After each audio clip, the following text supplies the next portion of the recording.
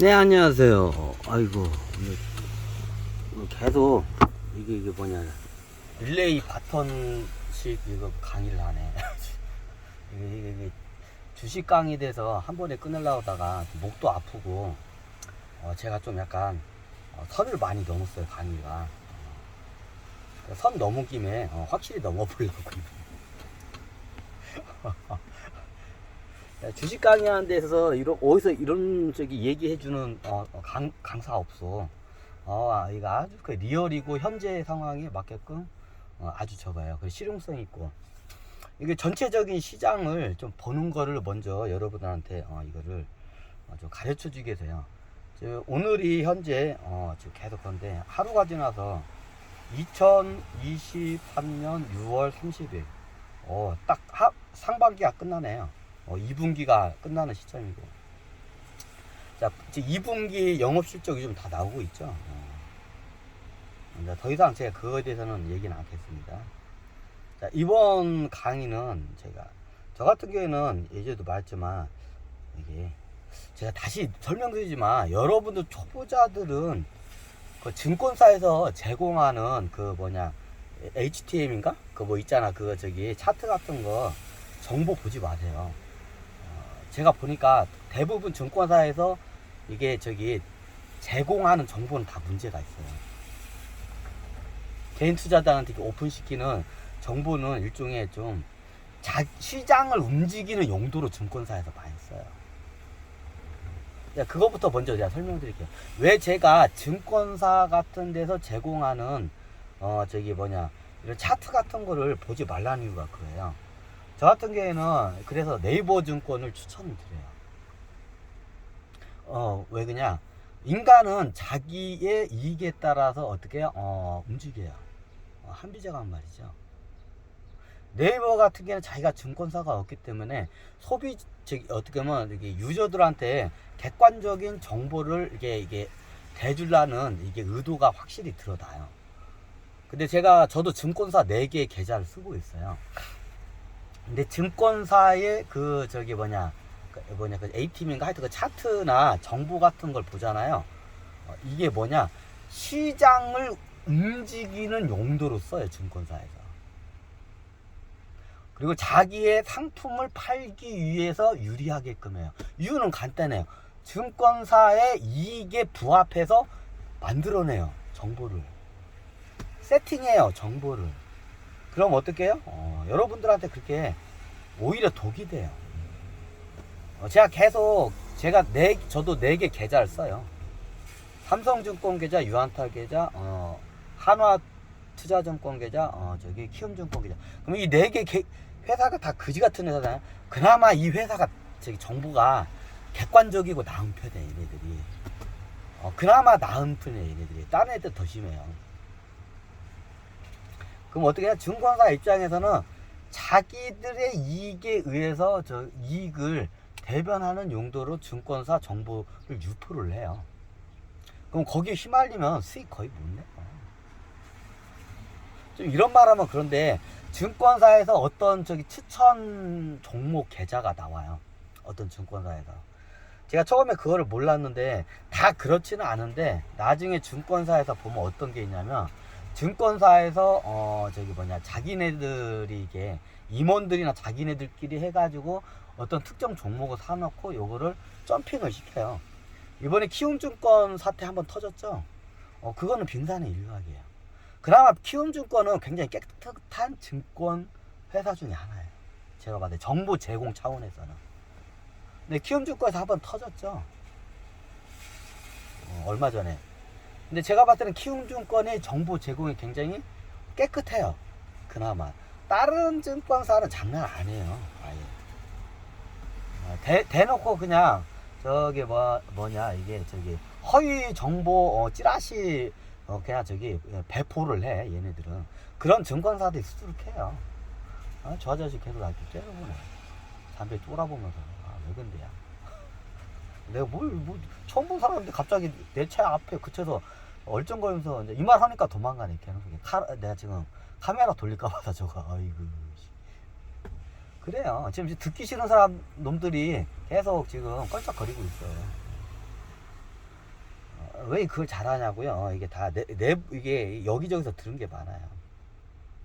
이게 증권사를 운영하면 증권사에 있는 사람들, 그래서 이게 증권사들은 이게 저기 법적으로 쳤는데 그래도 다 안 하면 하니까 얘네들이 어떤 주식을 사놔. 그리고 어떻게 이 주식을 갖다 어느 정도 올려놔요. 올리는 거 쉬워요. 그 업체들이 있어. 그 업체에다가 좀 돈 몇 푼 쥐어주면 얘네들이 알아서 올려줘. 그럼 어떻게 해요? 나중에 이게 어떻게 해요? 살 때보다 파는 게 문제야. 비싸게 파는 게. 근데 물량이 많으면 비싸게 팔면 어떻게 해요? 그럼 어떻게 하면 자기네들이 팔려면 어떻게 해요? 이게 고객들한테 어떻게 해요? 자기 증권사 고객들한테 어떻게 이 주식 사라고 추천 종목으로 내놔요. 그러면 추천 종목은 다 그런 건가요? 그렇진 않아요. 그렇게 하면 나중에 100%다 들키죠. 어떻게 냐? 그럼 100개의 추천 종목을 내면 그 중에 한 97, 8개는 어떻게 해요? 자기네들의 객관적인 애널리스트 내놓은 자료예요. 98개, 약 98개는 거예요. 그럼 그 중에 어떻게 해요? 두 개 정도가 어떻게 해요? 그런 게 끼어 있어요. 추천 종목에. 그래서 이게 그거를 발견하기 힘들어요. 그걸 일부러 시켜요, 다 직원들한테. 어떻게 하냐고요? 예전에 어떤 증권사 직원이 그걸 갖다가 한번 폭로를 했어요, 예전에. 이게 이슈가 안 돼서 그런지 폭로하고 중간중에 폭로한 건이 있어요. 증권사 임원들이 자기네들이 이렇게 몰래 사놓고 어떻게 해요? 주식을 갖다가 슬금슬금 올려놓고 어떻게 해요? 자기네 증권사에 있는 이게 그 고객들 보고 사라고 어떻게 해요? 추천을 해요. 일방적으로 내요. 여기 위에서 어떻게 해요? CEO나 임원들이 PB라고 하죠. PB들한테 어떻게 해요? PB들한테 어떻게 일방적으로 그거 갖다 명령을 내려요. 이번 달은 이 종목을 추천을 하라고. 그래서 저 같은 경우는 PB들이 이게 추천하는 종목은 PB가 추천한 종목을 투자해서 수익 낸 사람이 있으면 나오보라고요. 자, PB들이 추천해가지고 수익 낸 사람, 자, 손 들어봐. 없어요. 쬐끔 낼 수 있어. 시장이 막 겁나게 호황이 때나 한 번씩 내요. 그때는 개나 거나 다 내. 못 내는 게 이상한 거야. 그때는 한 번 낼 수 있어요. 근데 평균적으로 가면 다 손실을 입어요. 증권사 PB들이 추천한 종목은 뭐예요? 다 손해봐요. 자, 증권사 PB들 한 대로 해가지고 다 수익 냈으면, 어떻게, 어떻게 하냐요? 그걸 다 아나무인하게 오다 가다 보면 이제 들어요. 그런 사람, 개통 사람들한테. PB들은 어떻게 해요? PB들은 증권사로부터 월급을 받기 때문에 깔아만 까야 돼. 위에서 깔아만 까야 돼. 그리고 PB들이 주식에 대해 잘 안다고 다들 판단하는데, 회사에서 일방적으로 주는 정보에 의존해서 판단을 해요. 좀 이런 말은 그런데, 회사에서 일방적으로 내려주는 정보를 기반으로 해요. 이제 그게 없으면 자기 실력이 없어요, PB들이. 왜냐면 제가 그걸 어떻게 보면 아냐면, PB들하고 한번 얘기를 해보면, PB들이 이게 굉장히 이게 좀 교과서적이에요. 교과서적인 지식으로 이거를 분석하고 판단을 해요. 자, 주식시장은 교과서적으로 공부한 사람들은 100% 깨져요. 왜 그거를 시장이 이용해요? 교과서적인 거죠. 왜 우리 인간의 몸은 어떻게 되냐면, 특히 한국 사람들은 어떻게 냐, 교과서를 100% 신용을 하는 믿음이 굉장히 뿌리 깊게 각인되어 있어요. 그럼 일정한 어떤 교과서적인 내용들이 있어요. 그거를 역이용을 해요. 세력들이 여러분 돈을 털기 위해서. 예전에 설명했지만 초심자들이 오히려 주식시장에서 수익률이 좋아요. 근데 어떻게 해요? 많이 공부하면 공부할수록 어떻게 해요? 손실률이 더 높아져요. 그게 왜 그냥 교과서적으로 공부하기 때문에. 이게 단독적으로 뭐냐면 탁상 공론과 그냥 책만 수두룩 판 거야, 그냥. 책만. 그러면 어떻게 해요? 100% 깨져요, 그런 사람들. 자, PB 보고 자기 정보 다 치우고 투자해보라고 해봐. 수익 못 내요, 걔네들. 오히려 이런 말을 하는데, PB들이 이거 하잖아요. 걔들 손실 나요, 더.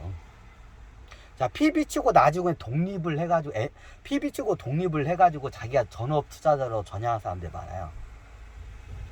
성공한 사람 있을까요? 없어요. 왜 그럴까요? 교과서적으로 공부했고 그 회사에 나오는 일방적인 위에서 나오는 정보에 의존해서 회사에 그걸 갖다가 포트폴리오를 구성하고 이런 걸 했기 때문에 회사의 정보가 끊기면 어떡해요? 자기의 실력이 바로 드러나요. 그 PB 출신 초고 나중에 이게 전업 투자자라도 이게 전향한 사람들 많아요. 근데 이런 사람들이 수익을 못 내요. 다 보면. 그래 나중에 이게 이도 저도 아닌 사람들 많아요. 그걸 어떻게 하냐? 그런 사람들이 나중에 망해가지고 영업으로 많이 들어와. 증권사 PB나 증권사에다 한때 날고 깃던 뭐 이제 펀드 매니저들이 어떻게 해요? 나중에 어떻게 해요? 얘네들이 어떻게 해요? 자기 돈 다 까먹고 어떻게 해요? 이게 그 영업사원 얘네들이 그럼 나중에 어떻게 해요? 이제 먹고는 살아야 하고 이제 돈은 다 떨어졌고 이제 하면 어떻게 되냐? 보통 이게 자동차 영업사원으로 많이 들어와요. 자동차 영업사원 중에 신차 영업사원 중에 보면 옛날 증권사 PB 출신이나 펀드 매니저 출신들이 많아요. 근데 자기네들 얘기 안 해. 쪽팔리니까. 거기서 자기 거덜나가지고 한 게. 왜 그 펀드 매니저나 PB 출신이나 이런 대형 증권사 출신사 나중에 전업 투자를 하고 어떻게 해요? 나중에 다 이게 쪽박을 차요, 얘네들이. 그 이유가 간단해요. 예전에는 어떻게 해요? 자기의 그 조직의 힘에 의한 정보의 힘으로 자기가 그거로 해서 어떻게 보면 자기 실력이 발현이 된 거지 내가 분석하고 내가 정보를 수집할 수 있는 능력이 없어요. 옛날 증권회사에서 주는 그 정보를 갖다가 자기가 수집하고 직접 활용하잖아요. 돈이 어마어마하게 들어가요. 왜? 증권사는 조직이기 때문에 그 비용을 충분히 투자할 만한 가치가 있어요. 근데 얘가 독립을 하면 나중에 어떻게 돼요? 그 정보를 수집하려면 어마어마한 인력과 비용이 들어가요. 근데 자기 굴리는 돈이 끼케야 10억밖에 안 되는데 10억 굴리기 위해서 정보 비용을 한 100억씩을 갖다가 지불을 해. 말이 안 되죠. 그래서 PB 출신이나 펀드 매니저나 이런 대형 증권사에 있던 사람들이 전업 투자자로 나오면 다 깨져요. 이게 첫 번째 뭐냐? 거기에 있을 때는 그 시스템의 힘을 이용을 했는데 그게 자기 실력이라고 어떻게 착각을 했던 거야. 보통 이게 정보가 위에서 내려요. 이사급 위에서 내려와, 증권사는 기본적으로. 이사급들은 어떻게 기본적으로 정보가 다 교류가 돼요, 네트워크가. 그럼 어떻게 필요한 건 어떻게 그때 밑에다가 그걸 갖다가 지시를 내려요. 그럼 자기가 PB를 있을 때는 그 정보를 따박따박 먹었기 때문에 시장을 어느 정도 간파가 돼요. 근데 자기가 스스로 간파할 능력은 안 돼, 나중에 전업 투자로 나오면 어떻게 해요? 다 거덜내요. 어떻게 잘하냐고요? 옛날 시차 영업사원 중에 보면 예전에 증권사 PB 출신, 펀드 매니저 출신, 증권사 하여튼 직원 출신, 그 옛날 전업 투자자 하던 사람들 많아요. 왜 그냐? 자동차 영업사원. 중고차도 있는데 중고차증은 잘 안 넘어와. 왜냐면 자본금이 많이 필요해. 얘네들이 자본금이 있으면 주식을 해요. 얘네들의 생리가 그래. 얘네들이 자본금이 생기잖아. 영업을 해서 돈이 생기잖아. 보통 이런 애들이 나중에 뭘 하냐면 영업을 해요. 그러면 영업에서 돈 잘 버는 게 뭐냐면 나 증권사 얘네들 주시면 자동차 영업사원, 그리고 제약회사 영업사원. 얘네들이 이게 돈 많이 번다고 하더라고. 이쪽으로 많이 빠져, 얘네들이. 그래도 옛날에 이쪽 계통이 있었기 때문에 제가 좀 잘 알아요. 그럼 얘네들이 자기 예전에 전직이 대형, 예를 들어 삼성증권에 내가 날리던 펀드 매니저나 PB였다, 애널리스트였다, 이거 얘기를 못해요. 쪽팔리니까. 근데 굉장히 많아요. 이게 영업사원 출신 중에 보면. 근데 얘네들이 중고차 시장을 잘 안 넘어와. 보통 시차 영업사원들이 여기서